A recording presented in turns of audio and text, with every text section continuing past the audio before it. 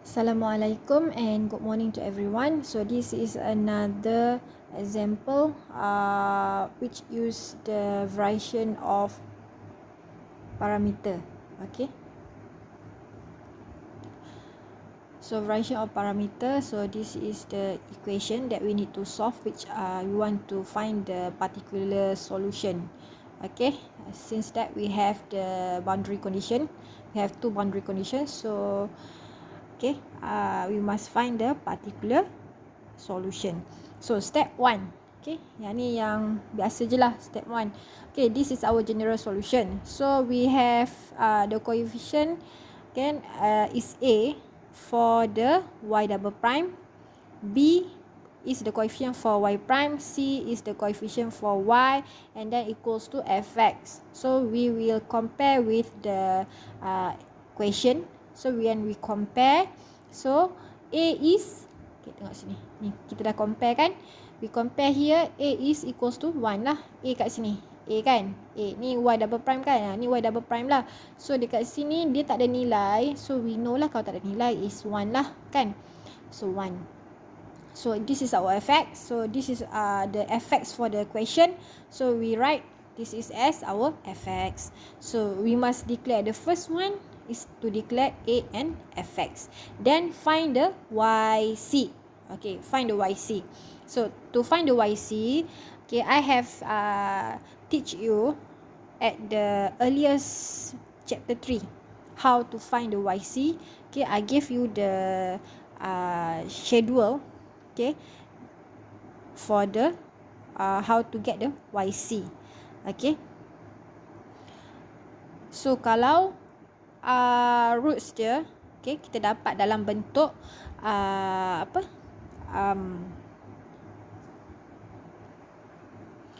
lupa pula. Okay, complex number. Okay, kalau dapat dalam bentuk complex number, therefore it will become this one lah. Okay, the complementary function is like this one lah. So 1 is for here.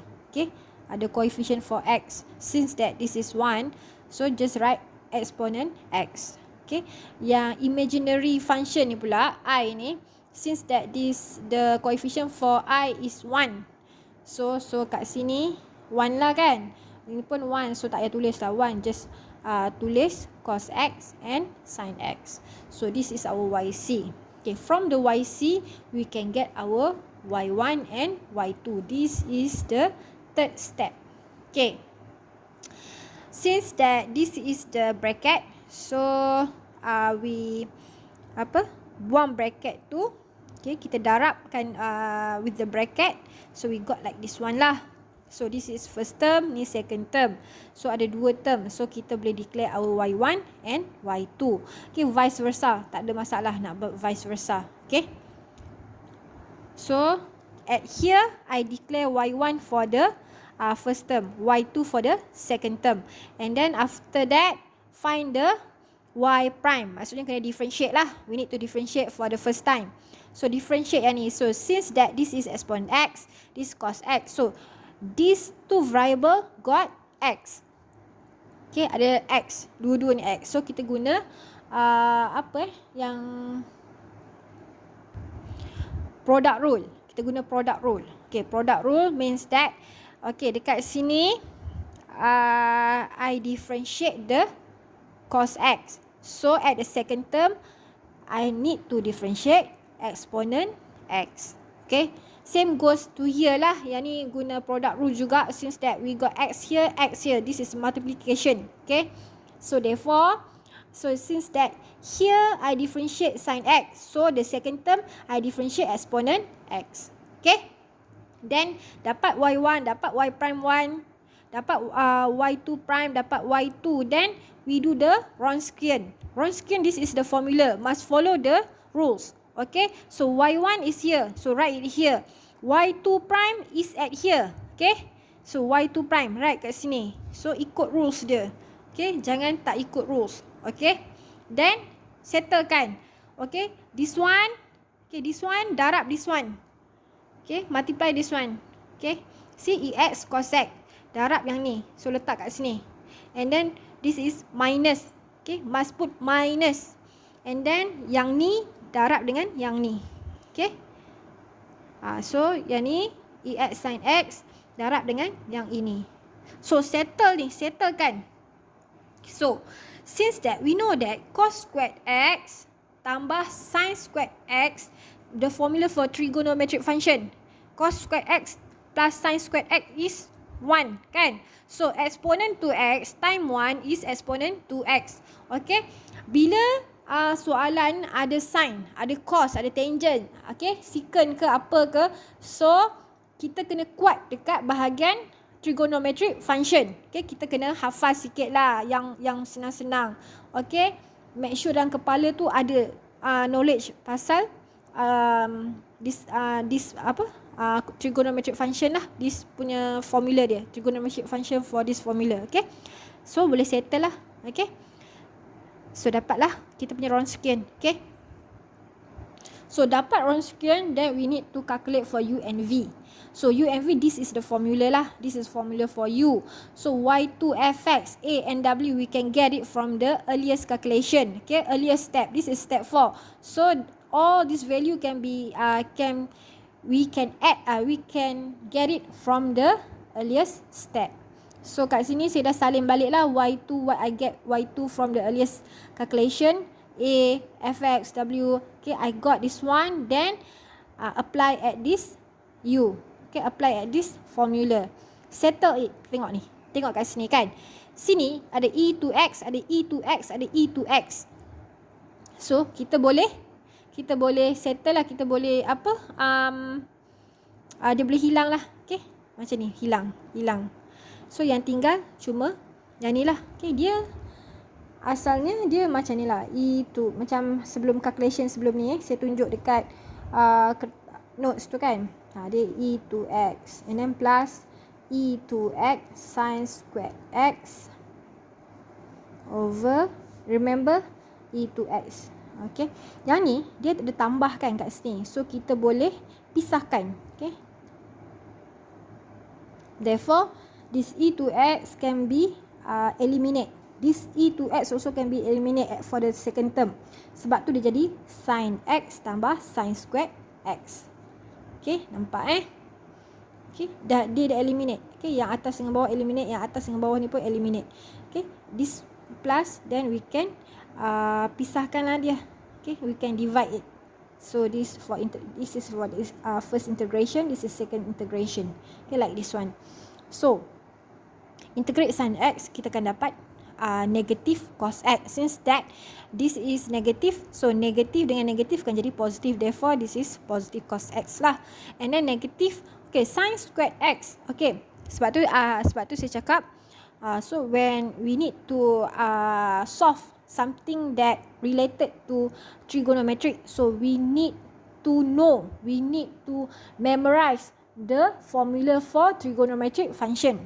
So sin squared X is this formula.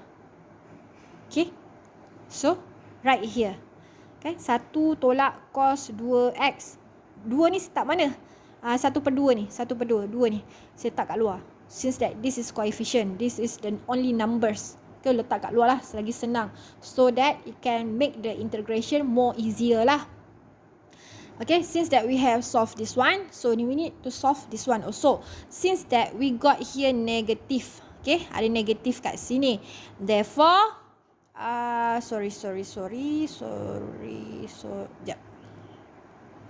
okay, since that we got once again, since that we got negative here, means that we can kita boleh buat dia, kita boleh pisahkan dia lah. Okay, this is the first term, this is the second term. Okay, so this one negatif dengan positif dapat negatif lah. So negatif dengan negatif we will get positive here. So kita boleh pisahkan lah. We can divide it. We got first term and second term from this equation. Okay, so kita differentiate ni dapat senang lah kan. Differentiate setengah, so we will get negative setengah X lah. Okay, also this one lah. Okay, cos 2x differentiate will get sin 2x. So integrate cos 2x will get sin 2x. Okay, so integrate the inner 2. So integrate, it will become 1/2. Integrate mesti dapat 1/2. If we differentiate, then we got 2. Okay. Please differentiate between differentiation and integration. Ada perbezaan. Okay. So this is the answer for you. So now this is the formula for V. Find the V. Okay. Since that, so kita settlekan. Okay. The value we got from the earliest calculation. Okay. Just substitute into the formula. Okay. This is the formula. Substitute into the formula. So we got like this one. So settle it. Okay. Make it in the simplest equation. So I got like this one lah. Since the exponent to x, exponent to x, exponent to x can be eliminated. So we got like this one lah. Okay. So integrate cos x, I got sin x. What about this one? So what this one? Okay, we can use the substitution method. Also, we can use the trigonometric function formula. Okay. We know that 2 cos x sin x is the sin 2x.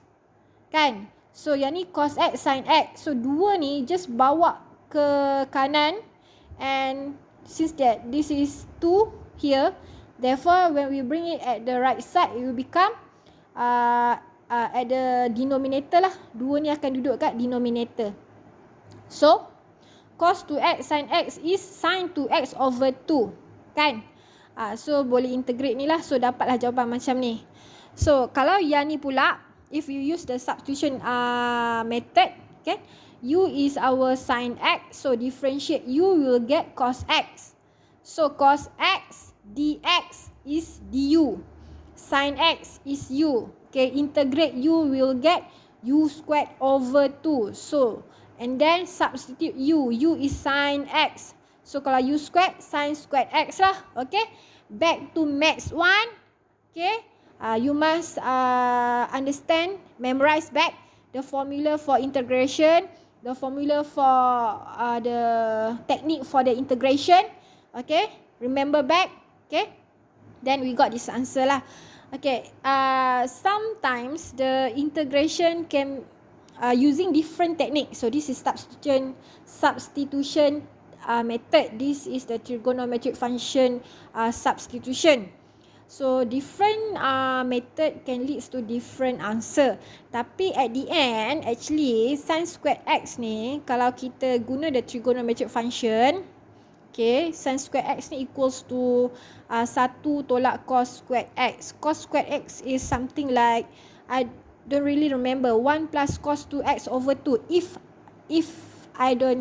if I'm not mistaken. Okay. Dia ada formula dia. Kalau kita tukar balik, the answer will be the same. Okay. Dia banyak main dengan trigonometric function lah. Sin square x ni kita boleh kecilkan dia.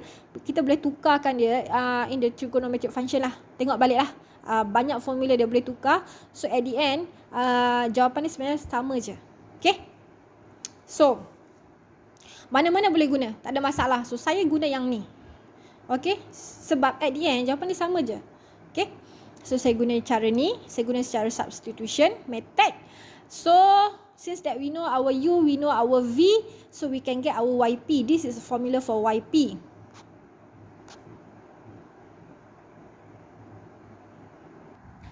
So u, we got it from the earliest calculation. From here, u and v.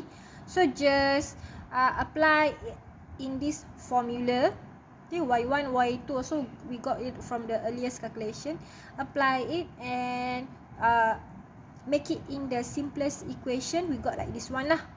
Okay, since that this one ex cos squared x plus ex sin squared x.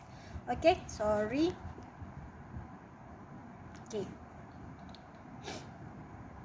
Okay, cos squared x plus sin squared x is equals to 1.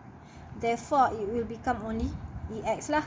Kan? Ex times 1 is ex lah. Right?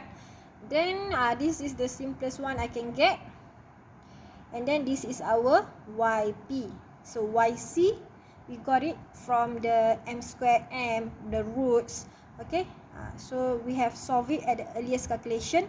We got this one. So, this is our yp lah.